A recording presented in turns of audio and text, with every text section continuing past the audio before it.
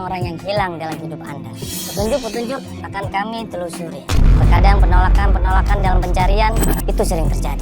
Walaupun pencarian itu susah, memerlukan waktu dan tenaga, tapi dengan niat yang tulus dan ikhlas, saya dan tim akan terus membantu Anda. Dan kita kali ini seorang gadis muda, usianya masih 17 tahun. Dan dia ikutan acara ini karena dia ingin mencari ayah kandungnya.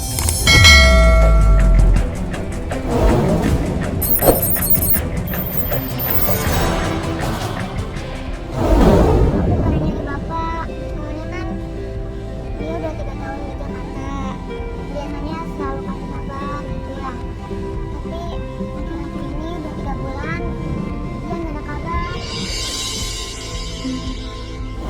Nah, semenjak ibunya meninggal dunia, ayahnya ini kembali ke Jakarta dan itu nggak pernah nengokin Imas lagi.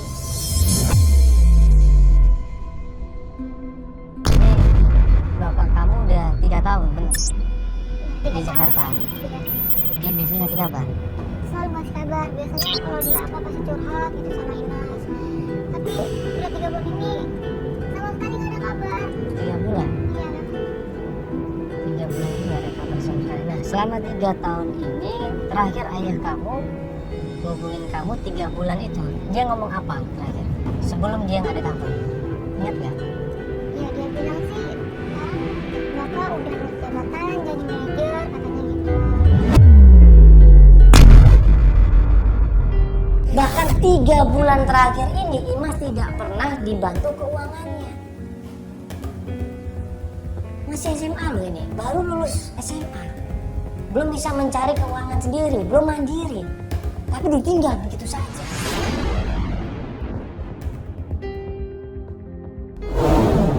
Ya, kamu kan ini selama ini tinggal sama ibu di Tasik. Waktu ibu kamu meninggal, gimana perasaan kamu waktu itu? Kalau ingat ibu mah ya Imas suka gak kuat.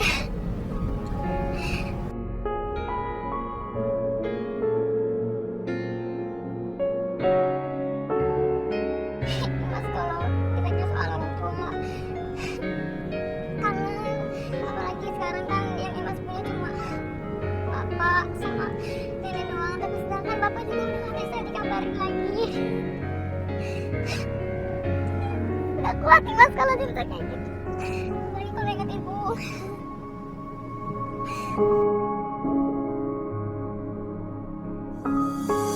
Imas yakin banget di situ ayahnya ini sayang sama dia. Ayahnya perhatian sama dia. Ayahnya selalu mencukupi semua kebutuhan Imas. Nah, tapi kenapa seorang ayah di sini kok membiarkan anaknya tanpa ada kabar sama sekali? Ibu ngomong sesuatu nggak mungkin sama kamu sama bapak waktu sebelum meninggal? Imas sempat feeling aja kalau ibu maksudnya udah nggak bakal lama temenin Imas lagi. Ibu paling bilang ya Imas jaga baik-baik aja diri Imas gitu. Ya kuat Imas ceritanya.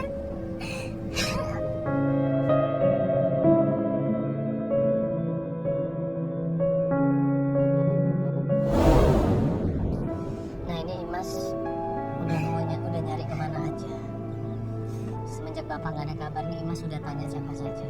Ya tanya orang-orang terdekat tapi kan taunya juga bapak cuma di Jakarta.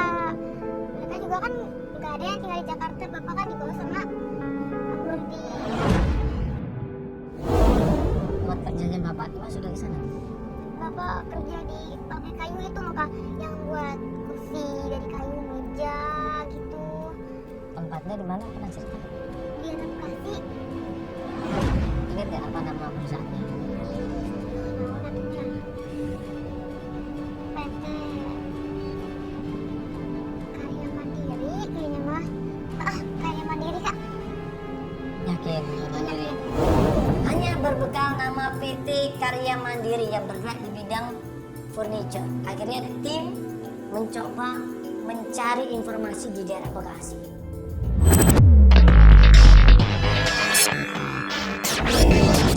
Ternyata benar, Ada PT Karya Mandiri yang sudah berdiri puluhan tahun yang lalu bergerak di bidang furniture. Coba kita datang ke sana.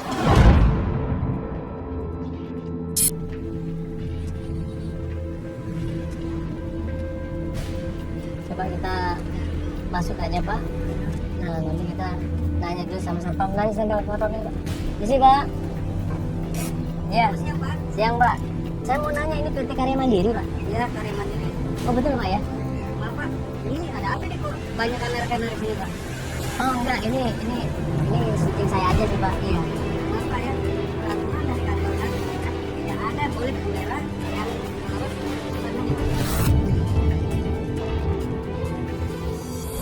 Pas di depan pintu gerbangnya dan di depan pom satpam, langsung satpamnya menahan kita semuanya. Nggak boleh ada kamera, ya, nggak boleh ada pengambilan gambar di sini Mas. Karena ini perusahaan, semua orang lagi bekerja Mas. Tolong dimatikan kameranya. Akhirnya kita jelaskan di situ bahwa kita di sini pengen nanya, bener nggak ada seorang yang bernama Wahyu Setiawan? Ini fotonya Pak, manajer di sini. Pak, ini saya mau nanya, Bapak kenal yang namanya Wahyu? Iya Pak. Pak Wahyu. Awalnya bapak saya dia jadi manajer di sini. Ini ada fotonya Pak. Jadi Pak Wahyu ini udah lumayan lama kerja di sini. Sekarang jadi manajernya. Bapak, manajernya di sini bukan Pak Wahyu, tapi Pak Arfan. Maaf Pak, mungkin yang bertanggung jawab di sini siapa Pak? Ada supervisor. Supervisor. Mungkin bisa saya ketemu sama supervisornya Pak? Sebentar Pak ya, saya cek dulu ke dalam dulu ya. Iya. Tapi tolong kalau bisa kamera jangan meliput-liput sini ya Pak. Enggak Pak, ini cuma mengeliput ke saya aja. Tidak meliput ke kantor. Tidak ada masalah kan Pak. Sekalian izinin mungkin kalau boleh ngeliput ya kita akan ngeliput ke sana Pak. Iya. Oke ya. Iya nggak usah ngeliput ke sana ya. Satpam ini bilang sama kita semuanya, kita dibolehkan masuk ke dalam. Ketemu sama supervisinya, tapi dengan syarat kamera tidak boleh masuk ke dalam. Ya. Ada kameramen di sini ya. Tolong nanti suara gue, audio gue ya, tolong nanti di audio gue ya, nanti tolong didengerin ya supaya bisa masuk ke dalam nanti ya. Karena kalau tanpa audio agak susah nanti informasinya ya. Ayo.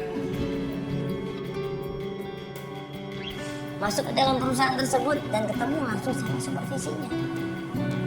Baik orangnya.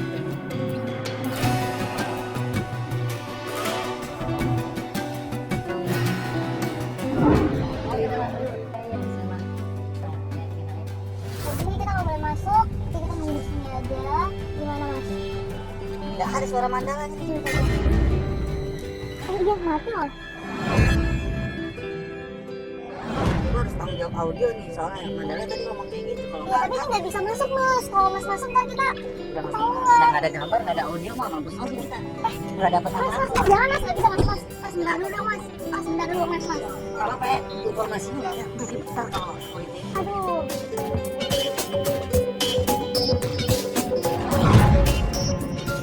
Iya Pak, jadi ini anaknya udah 3 bulan ini nggak dapat kabar sama ayahnya. Ayahnya bilang ayahnya tuh kerja di sini sebagai manajer namanya Pak Wahyu Setiawan. Ini PT Karya Mandiri. Betul. Betul Pak ya. Nanti bisa tolong dipanggilkan Pak sama Pak Wahyu Setiawan.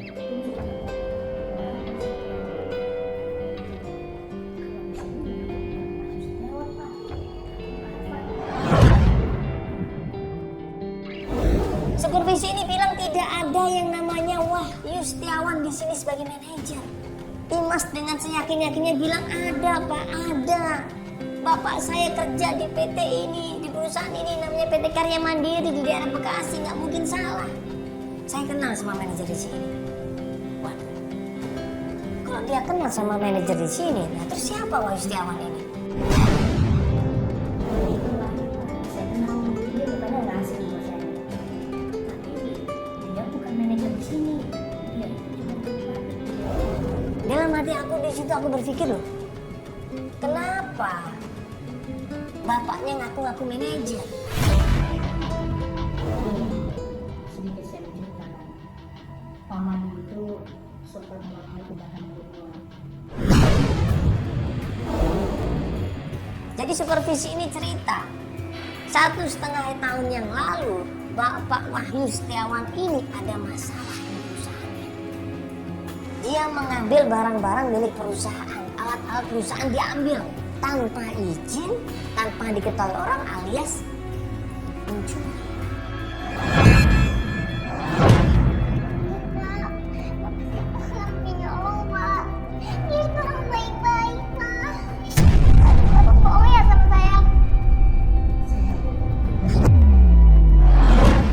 Ini kaget, dia nangis, dia nggak percaya sama sekali, dia sedih. Saya merasa pada karena saya tahu dia juga tempat tujuan. Saya nggak tahu kalau tempatnya nanti dari sana Pak Bino Pak. Barang-barang yang diambil sama Wahyu Setiawan ini bukan barang-barang mewah, tapi barang-barang impor dari luar negeri yang diambil dan kemudian dijual ke penadah. Sampai dia jelaskan semuanya siapa penadah, namanya Bang Bino di daerah Pasar Minggu sana. Kalau nggak percaya tanya aja sama Bang Bino, dia tahu semua.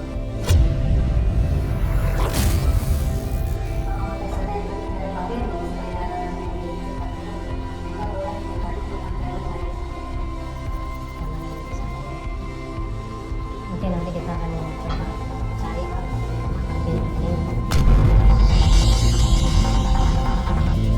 pas kita bahas masalah Bang Beno, tiba-tiba satpam ini mergokin kameramen kita ngambil gambar tanpa izin. Ada Bang? Dari depan pada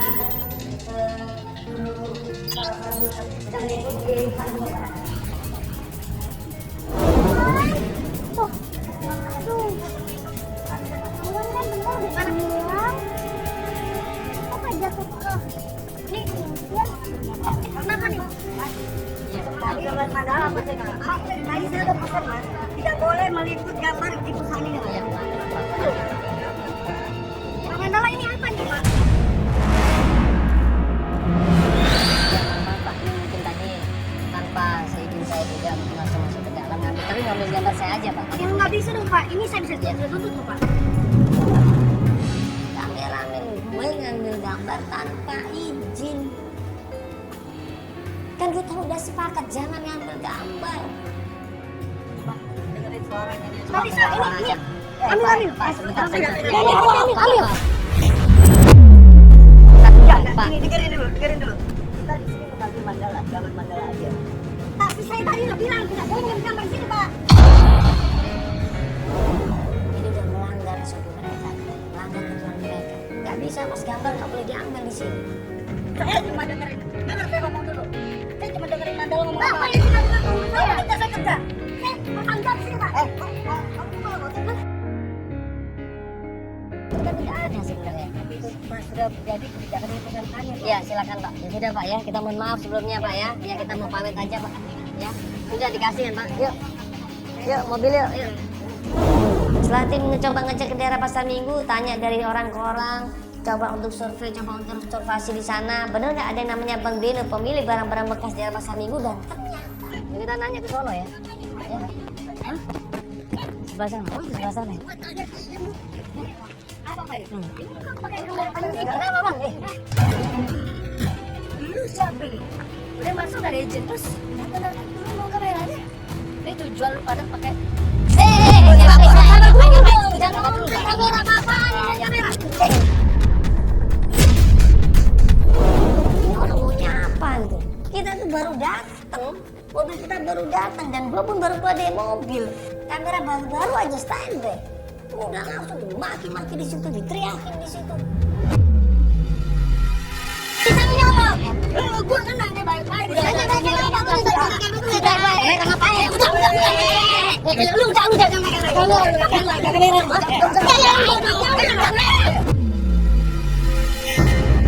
Akhirnya kita sepakat akan minta tolong sama mereka, menanyakan keberadaannya Bang Beno, dan mereka pun sepakat akan memberitahu Bang Beno tapi dengan syarat mereka minta imbal.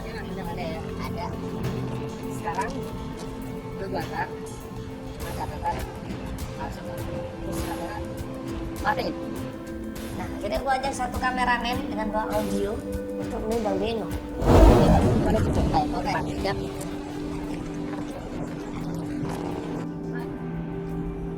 Berapa? Siapa? Halo Bang, sorry Bang.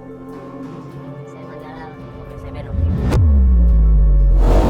Nah, gue tanya baik-baik sama Bang Beno. Bang Beno kenal nggak sama Wahyu Setiawan? Terakhir dia katanya menjual barang-barang perusahaan ke sini.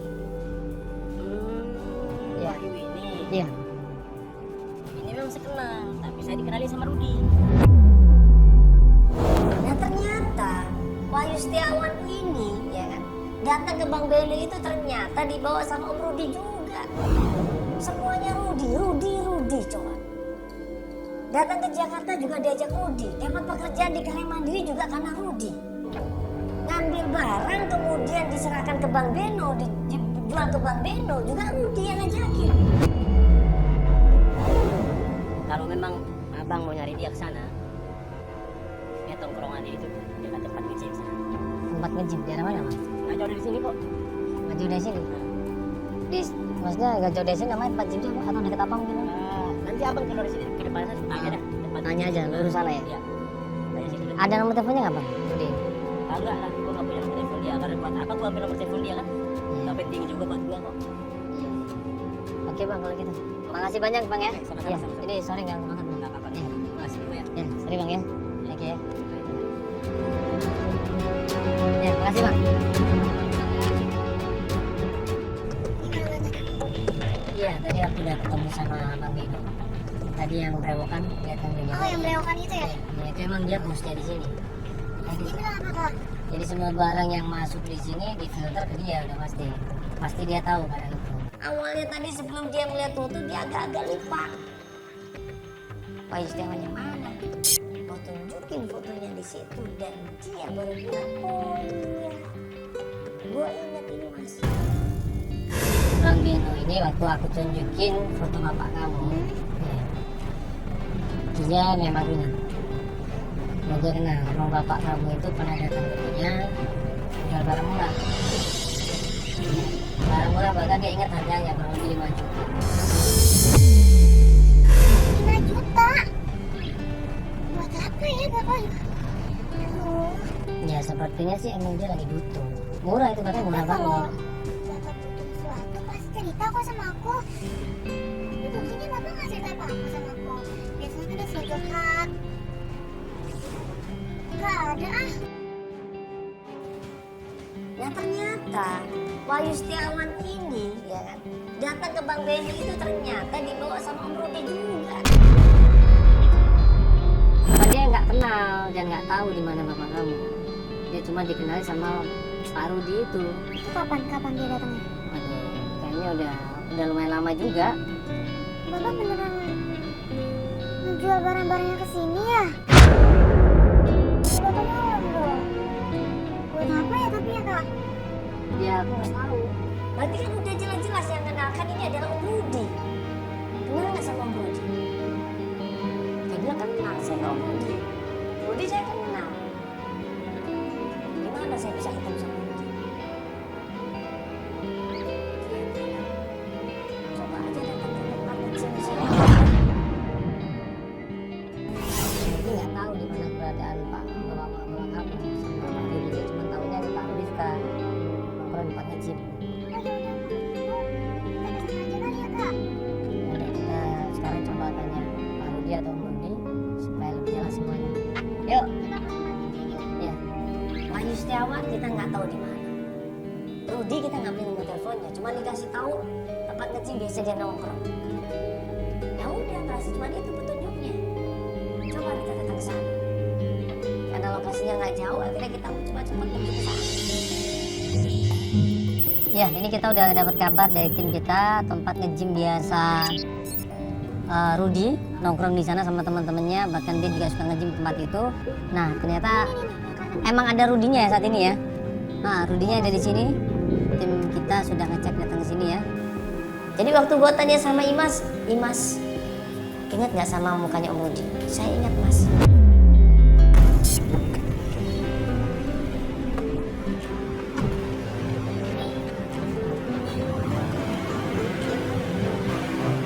gambarnya Pak? Dari sini.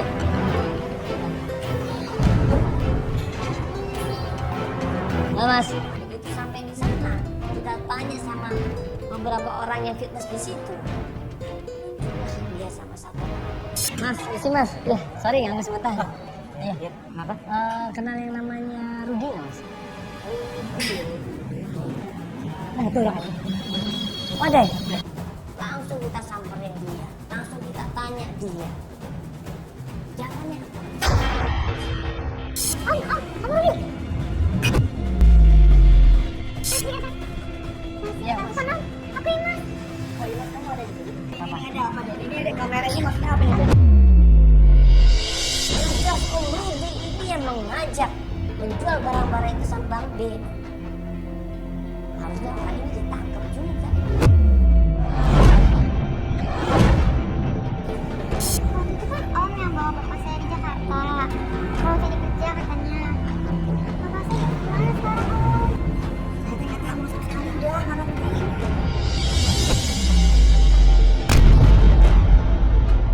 Tolong Mas bantu kita kasih tahu bapaknya di mana. Mas kan yang selama ini bawa dia ke Jakarta, ya kan ngajak dia kerja juga di perusahaan itu juga, ya kan? Tapi terakhir ketemu itu Mas kapan? Awalnya juga sih yang bikin masalah.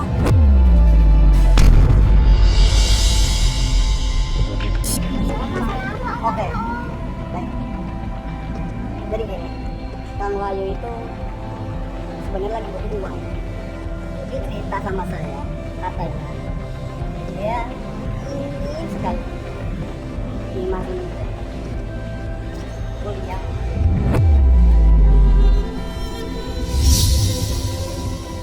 Saya sebagai pengobatnya apa daerah, saya bantu. Saya juga nggak tahu sekarang ini juga saya udah sulit sekali buat komunikasinya sama orang lain. Nah, Imas di situ memohon, matanya berkaca-kaca. Dia minta tolong sama Rudi, tolong kasih tahu di mana ayah saya, di mana bapak saya. Saya tunggu Bapak, Om. Tolong kasih tahu dong, Om. Di mana Bapak sekarang, Om? Oke. Dia bilang kalau dia itu ingin sekali untuk bekerja. Saya kenalkan dia ke klien saya. Tapi otomatisnya apa? Secara Kang Wahyu harus minta penampilannya.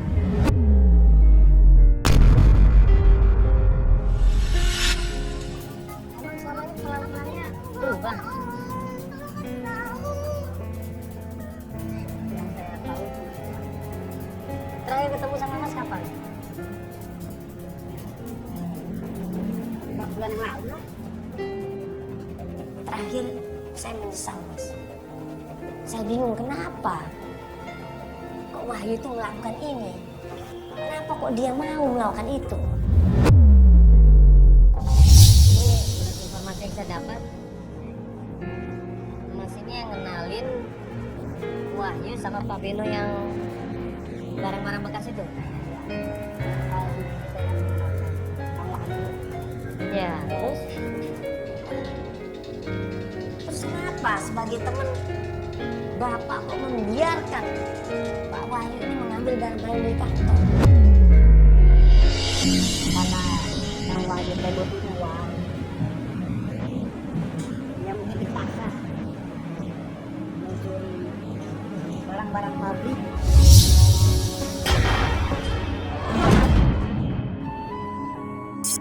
Uangnya itu ya untuk modal dia dengan klien saya. Jangan, itu Mas. Sama kerja apa, Om? Ini modal apa maksudnya? Kenapa harus curi? Kan bisa dengan cara lain, Mas. Dapat informasi dari Om Rudi, katanya Wahyu ini terakhir dapat klien di daerah Kelapa Gading.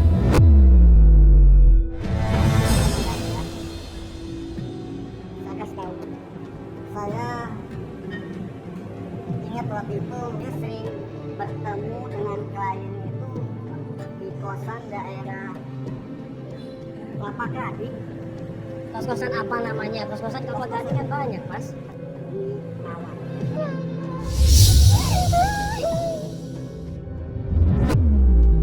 Beberapa hari kemudian, setelah tim mendapatkan kos-kosan itu, emang bener ada kos-kosan Bumi Mawar. Ya ini setelah kemarin kita berusaha minta tolong sama tim mencari di mana keberadaan kos-kosan Bumi Mawar. Ya. Akhirnya, tim akhirnya dapat di daerah Kelapa Gading, ya, Bumi Mawar ini, dan sekarang kita udah mau nyampe tempat kos-kosannya. Pas kita sampai kos-kosan tersebut, kos-kosannya sepi kan? Seperti kos-kosan eksklusif di sini. Ada kos-kosan atau apa ini? Kos-kosan ini, kos-kosan. Pas sampai tempat kos-kosannya, baru aja di tangga turun tiba-tiba.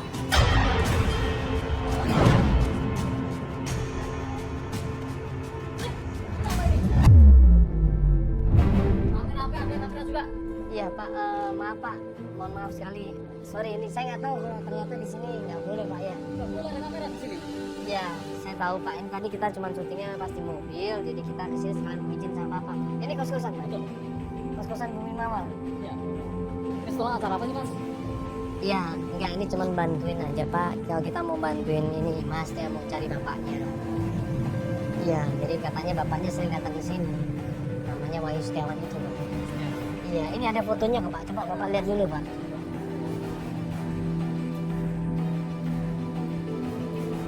Oh yang ini. Iya. Ini sering datang malam-malam. Ini katanya Bu Indri. Kamu yang ini Iya. dia sering datang ke sini bener? Iya malam-malam. Malam-malam jam berapa malamnya Pak? Jam 99% dugaanku tentang Wahyu Setiawan negatif. Jadi hampir setiap malam Pak ya? Ya sering. Sering. Kali ini ada nggak Pak ya kira-kira ya? Harus sih ada kalau tiap hari ya, Pak ya. Tapi belum datang. Akhirnya gue minta tolong sama Pak Satpam ini Pak, tolong saya pengen ketemu sama Tante Indri. Mas ini udah lama nggak ketemu sama ayahnya, udah hampir 1,5 tahun ya. 1,5 tahun nggak ketemu sama ayahnya. Dan ayahnya tadi itu Pak di foto itu. Iya ibunya udah meninggal. Dia nggak punya siapa-siapa lagi. Tolong Bapak kita cari tahu di mana keberadaan Wahyu Setiawan. Nah kan tadi Bapak bilang dia sering ketemu sama Ibu Indri, tamunya Ibu Indri. Akhirnya Pak Satpam itu berusaha untuk membantu kita. Mesti gini Pak, saya minta tolong Bapak ke Bu Indri, izin ke Bu Indri, saya mau ketemu gitu. Oh boleh Pak ya? Oke Pak, saya tunggu sini Pak ya. Gak berapa lama kemudian Pak Satpam ini turun, dan waktu dia turun mengajak Ibu Indri, Ibu Indrinya mundur, langsung dia stop di situ.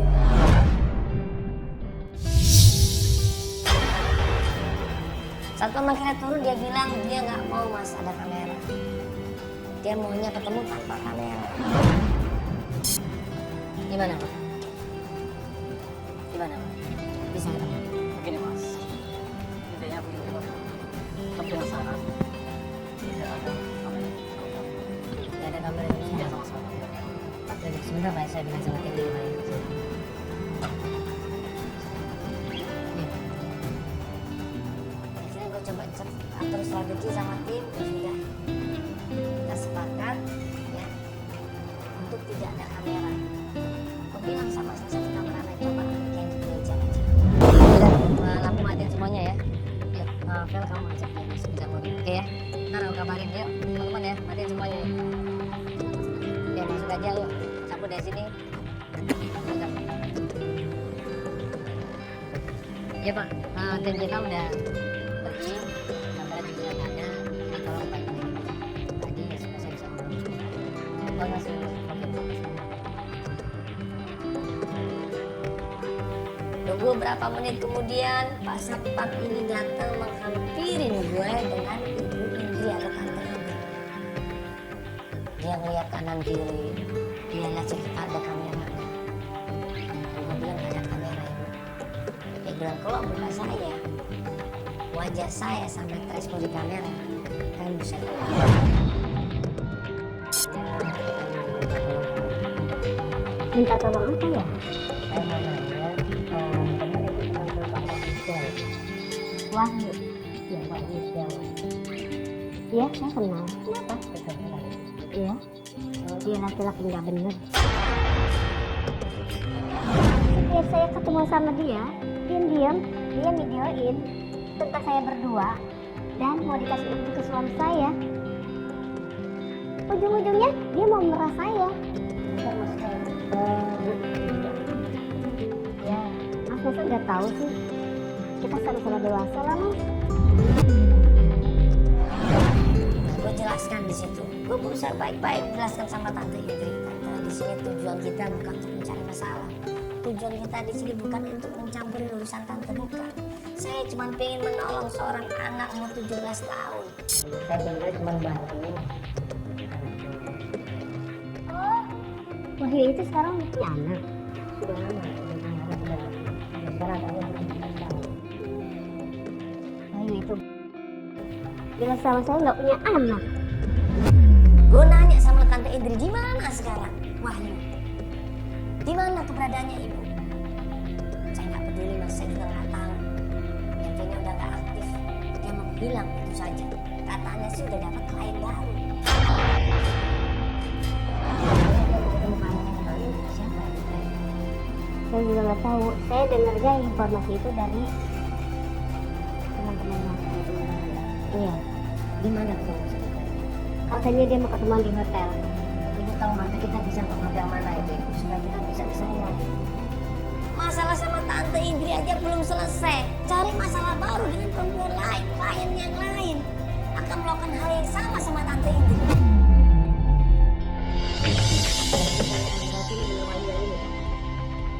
Iya, benar ini orangnya.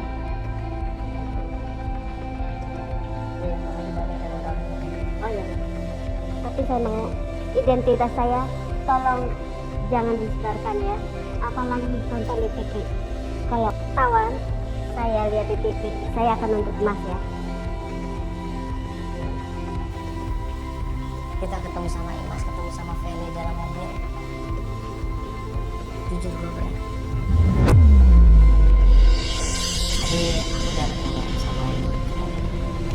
Yang jelasin semuanya dan memang dia kenal sama Bapak Wahyu. Bisa nggak aku ngomong seperti itu? Bisa nggak gue ngomong seperti itu sama Imas? Mukanya yang polos menanti jawaban dari gue. Apa Kak? Apa? Aku anggap kamu udah dewasa, 17 tahun. Jadi memang bapak kamu sering banget datang ke tempat itu. Kenapa bapak saya ke situ? Ngapain bapak saya?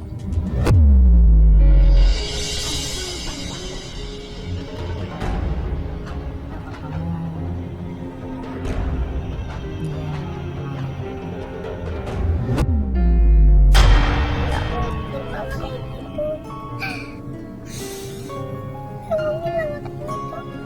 Bapak tuh sayang banget sama ibu. Satu seorang anak yang selama ini cinta sama ayahnya hancur lebur di situ. Dia nangis, dia nggak percaya.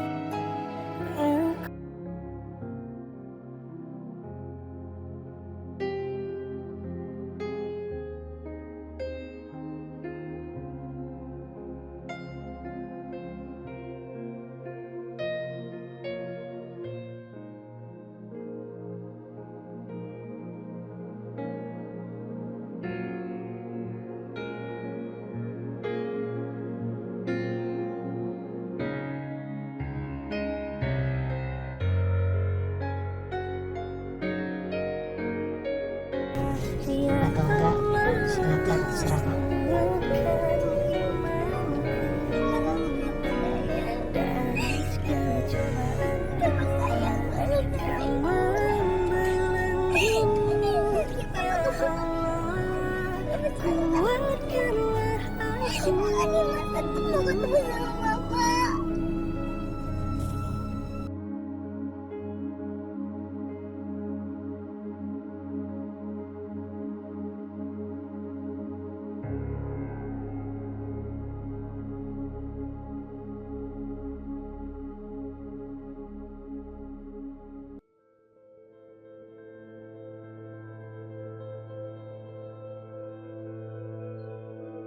Ini kita udah sampai hotel di mana katanya bapak kamu janjian sama kliennya. Masih belum tahu dia. Ini dia ketemunya sama siapa dan di mananya itu juga belum tahu. Tunggu malam hari, ya. Tim juga belum ngasih kabar, belum ada, mas, belum ada tanda-tanda. Nah, pas di malam hari kurang lebih sekitar jam 9 jam 10 malam. Tiba-tiba itu datang. Yakin kamu bisa lihat? Hah? Bener, sebentar. Mas kaget, dia teriak itu, mas. Ayah. Dia mau turun waktu itu buat ayah. Di hotel nggak boleh kalau kita bawa kamera seperti ini. Lihat, itu satpamnya banyak banget di sini loh. Sebentar. Mas, nggak bisa kamu seperti itu. Tunggu dulu. Dia masuk mobil lagi. Sebentar. Vel, kalau gitu kamu coba ikutin naik mobil ya, sama Imas. Ya, kamu temenin Imas. Aku coba naik motor ya. Ya, sama tim coba. Iya, kamu juga bawa jaga deh. Abang monitor, Bar. Abang monitor siapin motor, Bar. Sama jaga gue, Bar ya. Kita kejar mobil depan itu, Bar ya.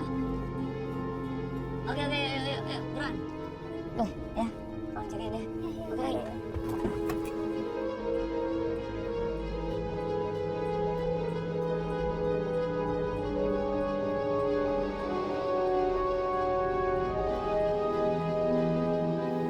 Gak berapa lama kemudian, ternyata Wahyu ini menuju ke sebuah kafe.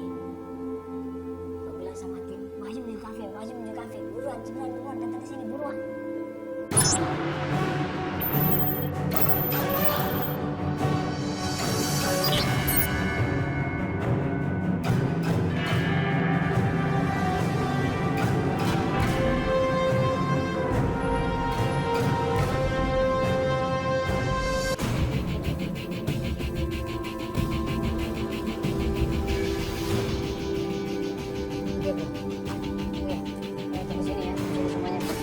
Bilang sama tim, Wahyu di kafe, buruan, datang ke sini, buruan.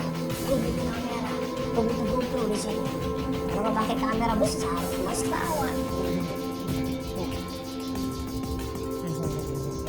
Kita nggak mungkin bisa masuk ke dalam, pasti akan ditahan. Jadi gimana caranya supaya kita masuk ke dalam tapi dapat gambar? Pakai GoPro. Iya. Jadi coba si Fendi, baru suruh bawa GoPro. Kita bawa GoPro-nya. Kita dapat gambar aja. Halo Fel, lo kemari ke kafe kalian bawa GoPro ya? Oke, sekarang cepat ya. Ya cepat ya. Jadi gue langsung seru ya. Oke, buruan ya, siap. Lu pakai bahasa tapi kelihatan. Lu bawa pakai jaket gue deh. Iya lah, kalau salah. Kita masuk ke dalam nanti pura-pura makan aja. Dia kan nggak curiga. Nah, Wahyu ini mas datang ke sebuah kafe, dia berhenti di sana, masuk ke kafe dan dia ketemu sama perempuan lagi.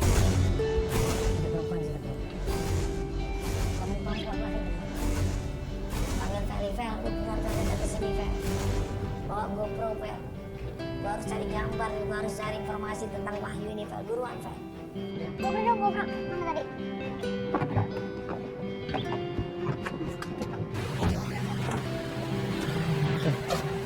Ya, ini GoPro-nya, ini biar aku bawa. Jadi bapak kamu ada di sini, bapak kamu.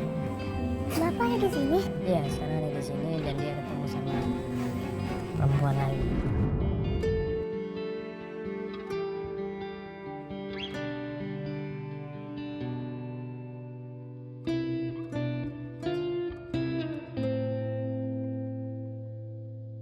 Oke, kamu Vel, jagain Imas. Nanti kalau ada apa-apa panggil kru semuanya. Yuk. Juga tempatnya salah, ya Allah, ampuni dosaku. Mungkin tiada terhingga lagi kesalahanku, ya Allah. Gua masuk ke dalam kafe. Wah ini lihat gua. karena nggak ada kamera dia kok curiga. Gue pesen minum aja di situ di kafe itu. Gue pesen minum, ambil gambar dia pakai gue, ambil gambar dia pakai gue. Gue dengar pembicaraan dia. Males gue dengerin. Udah pengen nangkep aja nih gue orangnya. Tapi bukan karena Imas gue tahu, tapi itu orang gue serahin Imas. Nah nggak lama kemudian waktu gue mau pegang ini orang, tiba-tiba datang sebelum bulan preman, badannya gede-gede, marah-marah di situ, ngegeret ini. Lalu digeret, paksa untuk ikut sama dia.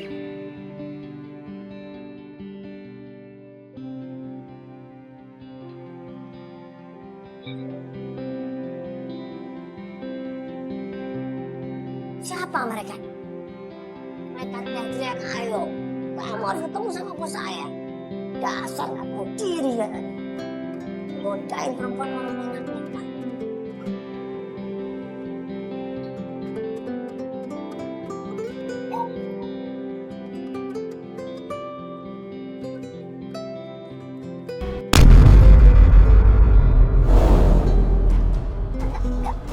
Bang, bentar.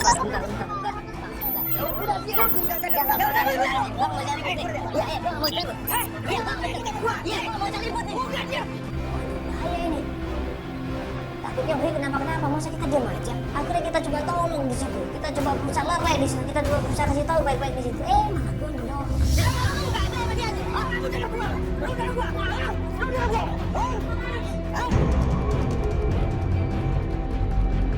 Malah gue diancam di situ. Jangan campur loh.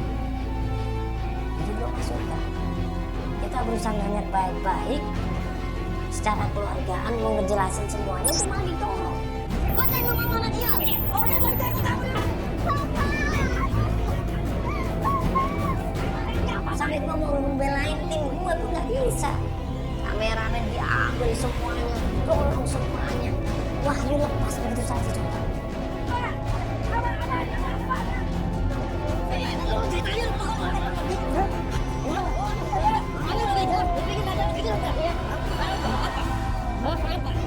Akhirnya di situ Wahyu diseret ke dalam mobil, diculik dia, dibawa kabur sama orang-orang itu, sama preman-preman itu. Mereka masih sangat cepat sekali. Langsung kita panik. Oke, gua nggak ada urusan sama lu. Gua nggak ada urusan sama lu. Kita akan nunggu lagi. Lu lihat anak dia, lu lihat anak ini, lu lihat anak ini. Urusan lu, lu. Kemana tadi? Kemana? Hah? Ayo kita kejar di situ. Gua naik motor di situ, ada yang naik mobil di situ. Coba kejar, kita kejar di situ. Dia kenceng banget. Kita pepet dia, kita dobrak dia mobilnya berkali-kali. Turun.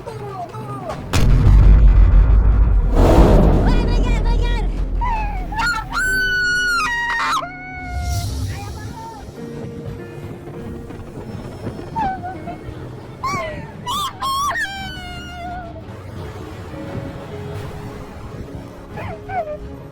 Betul. Mas, pepetin aja, nggak apa-apa, Mas. Beda bisa, oke. Bentar. Hei! Mobil terus melesat di situ. Dan gue ngeliat waktu mobil itu berhenti. Preman-preman itu ada di dalam mobil. Mereka cuma pengen Wahyu, gak ada yang naik. Apa kamu dalam bahaya? Kejar, Pak, jangan lepas, Pak. Kejar, Pak. Ayo, Pak, cepet kejar, Pak. Bahaya itu, Pak. Gila, ini siapa ini? Gue gak tahu sampai sekarang siapa orang ini. Pak, luput aja, Pak. Kakak cepat, Pak. Aku nggak tahu siapa itu orang.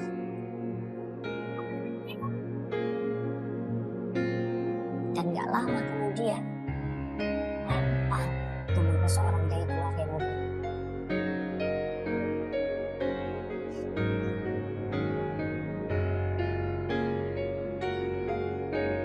Itu Pak, di bawah.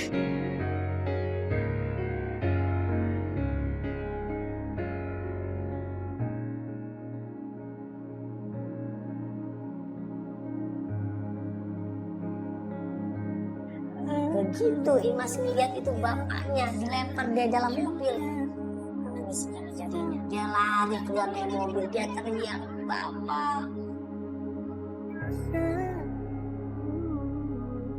Mungkin tiada terhingga Gitu bapaknya. Allah. Dicium bapaknya di situ. "Bapak jangan pergi, Pak. Jangan ninggalkan Imas, Pak. Bapak jangan pergi lagi, Pak." Bagaimana? Tim mengharapkan kasih sayang orang tuanya sama bapaknya.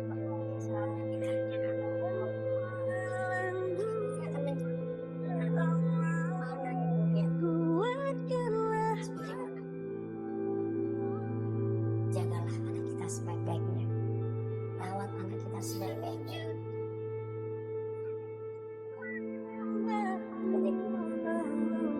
Rezeki yang benar-benar kita dapatkan dari keringat dan jerih payah kita semua. Jangan beri anak kita rezeki yang panas, yang harga. Kasihan anak kita. Assalamualaikum. Jauhimu, astagfirullah.